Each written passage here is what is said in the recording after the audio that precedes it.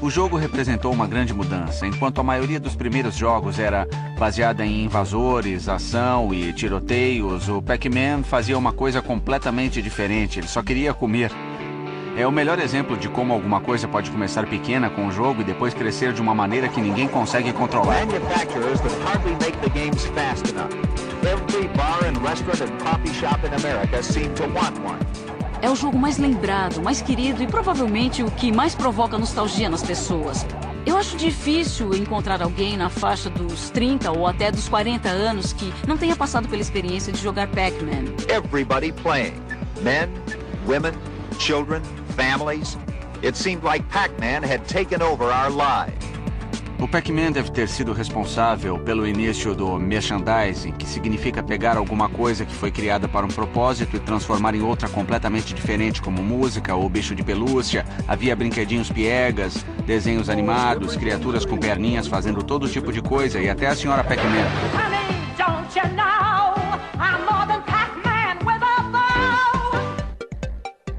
O Pac-Man foi adorado e bem aceito durante muitos anos. E as vendas nunca caíram. Já se passaram mais de 25 anos e o Pac-Man continua aí. Está durando um tempo incrivelmente longo.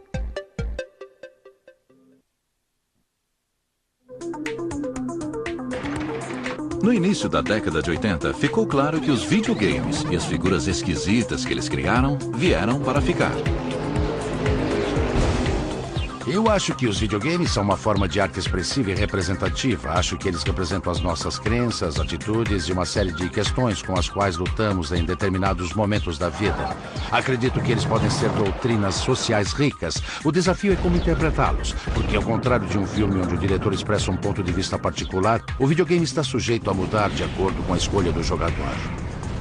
Um novo mundo estava surgindo, e não afetava apenas os jogadores de videogame. Também afetava seus criadores.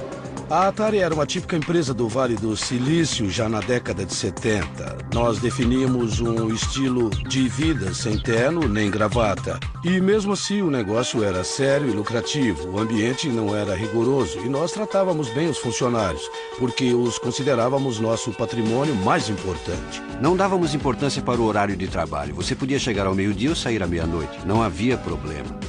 Era uma verdadeira meritocracia. You want to be successful. The single most important thing that you have to be is a doer.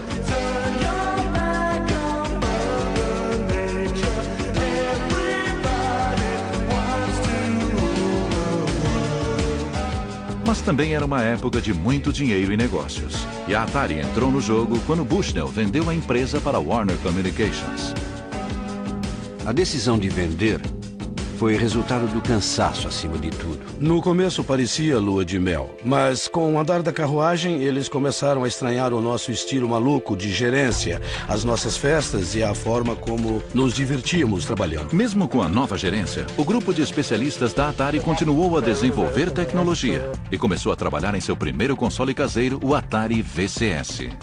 Quando desenvolvemos o Pong, criamos um chip integrado, um chip que só servia para jogar Pong. Para desenvolver outro jogo, tínhamos que desenvolver um chip inteiramente novo. Cada vez que desenvolvíamos um chip, eram necessários 9 meses de trabalho de engenharia. Então pedimos para o nosso grupo de pesquisadores de Grass Valley criar em 3 meses o protótipo daquilo que se tornou o VCS.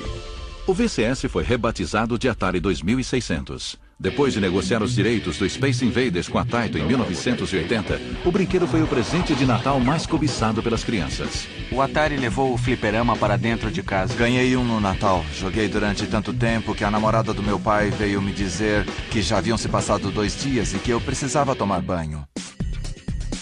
A Atari faturou 100 milhões de dólares com cada um de seus cartuchos.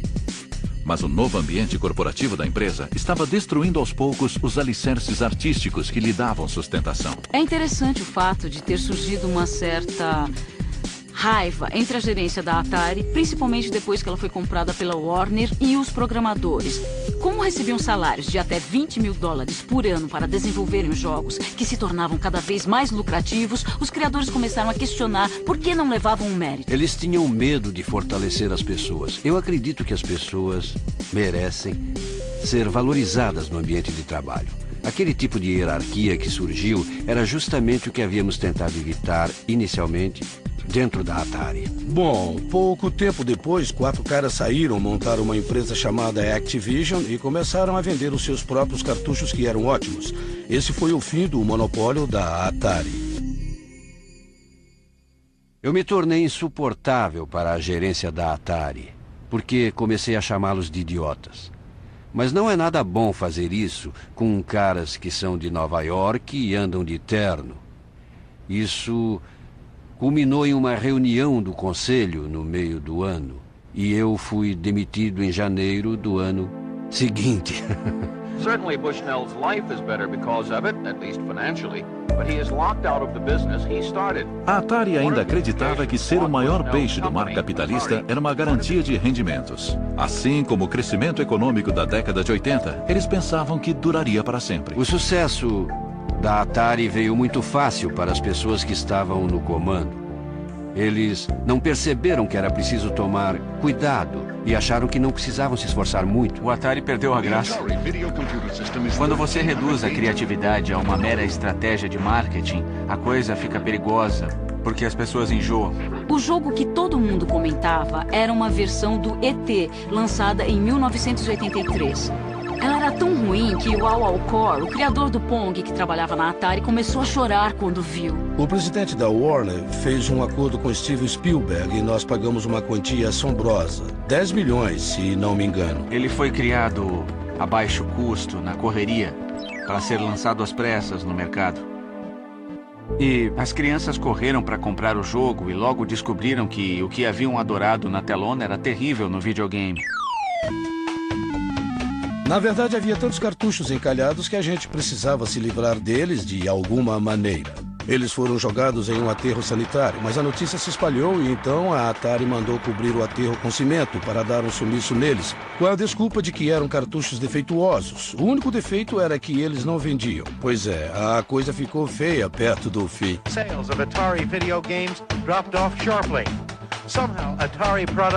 Em 1983 foi o ano do grande desastre. No final da década de 70, quando você conversava com as pessoas que fabricavam games, elas diziam que nesse ramo era só tirar um jogo novo para cima e esperar o dinheiro cair de volta. Então o que aconteceu foi que todo mundo tentou entrar no mercado. Eram muitos concorrentes. Dezenas e dezenas de empresas. O público ficou tão saturado com os jogos e vários deles eram tão ruins que as pessoas perderam completamente o interesse pelo brinquedo. No matter how great the graphics sounds are, still there's something a little bit boring right now about shooting a Martian or something. The big crash. Not since 1929 has an industry fallen so far, so fast. The victim of oversaturation. No final, a baixa qualidade dos cartuchos para o Atari 2600 e o surgimento de jogos para computadores pessoais foram demais. A indústria do videogame havia se estabelecido como um negócio legítimo. E como qualquer negócio, tinha momentos bons e ruins. Tornar-se obsoleto era só uma questão de tempo. Foi o que aconteceu com a Atari, uma morte repentina e dolorosa. Mas eu já sabia. Ela já estava morta para mim em 1981, mas foi em 1983 que realmente acabou acontecendo. Burrice. Eu ganhei mais dinheiro vendendo as ações da Warner, porque previu o que aconteceria, do que ganhei com a venda da Atari. Não, isso é mentira. Mas eu me dei muito bem, vendendo as ações de qualquer forma. O jogo foi reiniciado e as portas estavam abertas para qualquer um que tivesse interesse por videogames e cabeça de programador. A aventura estava começando.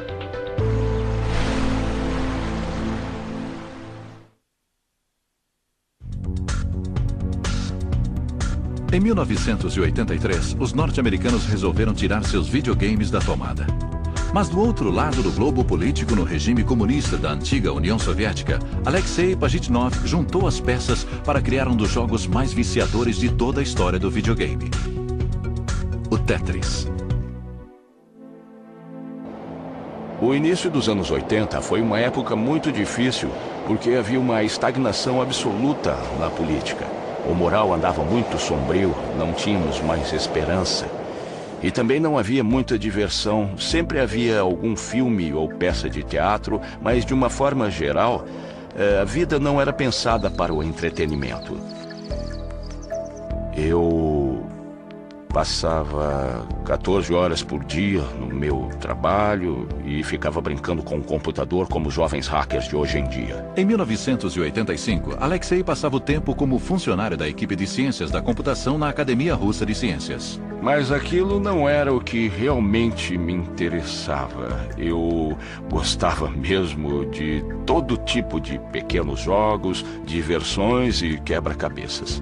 Ele concebeu uma ideia que era de um caráter puramente matemático, de pensar em todas as diferentes maneiras de configurar e juntar um conjunto de blocos e depois encaixá-los num quebra-cabeça que não fosse bidimensional, mas com peças caindo em movimento. Eu comecei a imaginar peças caindo. Você poderia girar e movê-las de um lado para o outro para escolher onde encaixar. Essa era a ideia básica do Tetris. Era um jeito novo de pensar em tempo real, diferente de tudo, porque existia uma parte do cérebro que normalmente não era exigida em tempo real nos outros videogames.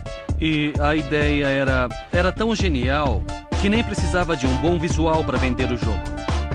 Por volta de 1986, versões do jogo para PC atravessaram a cortina de ferro. Mas Alexei havia assinado um contrato cedendo os direitos do jogo por 10 anos. Aproveitando o vácuo da Atari, a União Soviética vendeu o game no mundo inteiro e faturou milhões com a invenção de Alexei. Isso acontecia com tudo. As pessoas não tinham direito sobre aquilo que produziam ou faziam. Tudo era tirado delas. Eu não queria brigar pelos meus direitos. Eu preferia ver o jogo ganhar o mundo. Play Tetris, my friends. Apesar da pose das superpotências mundiais na Guerra Fria, o Tetris foi imediatamente bem recebido nos lares e escritórios de todo o mundo. Se você jogar bastante, como eu joguei na época do lançamento, você começa a sonhar em Tetris. Eu tenho uma visão Tetris. Eu olho a paisagem e penso, aquilo pode se encaixar ali. Você começa a montar o mundo. A grande sacada do Tetris é que não depende de culturas. Acho que foi por isso que se espalhou ao redor do mundo. Foi adaptado para os joguinhos portáteis e foi a febre do momento. Como uma música que não saía da nossa cabeça. Por um lado, eu poderia comprometer a seriedade da indústria da informática. Mas eu consegui deixar esse mundo da computação tão divertido que ninguém poderia ficar contra o jogo. Mr. Gorbachev, tear down this wall. Em 1989, caiu o Muro de Berlim. E poucos anos depois, a União Soviética. O conflito da Guerra Fria que havia lançado os videogames estava terminado. Alexei se mudou para os Estados Unidos em 1991. E em 1996, os direitos do Tetris voltaram para o seu criador. Agora eu vivo de renda e de vez em quando invento algum jogo com os meus amigos. No restante do tempo, eu fico lendo livros e me divertindo. O Tetris, durante os primeiros voos do videogame, emergiu em meio à Guerra Fria. Eram os alicerces de uma indústria que satisfazia uma necessidade básica do ser humano. Há alguma coisa nesses games que transcende a história e transcende as fronteiras nacionais. Eles mexem com o lado fundamental da imaginação humana, da curiosidade humana e da busca pelo prazer que é tão fundamental para a natureza do ser humano. A tecnologia muda drasticamente, mas o intelecto humano continua o mesmo. Por isso, uma coisa que fascinava há 30 anos ainda vai despertar interesse. E os melhores jogos vão sobreviver para sempre. Com o fim da era de ouro dos videogames, um novo ciclo estava prestes a ser iniciado. Impulsionada por um encanador gordinho, esta indústria daria um passo à frente. Versão brasileira Vox Mundi.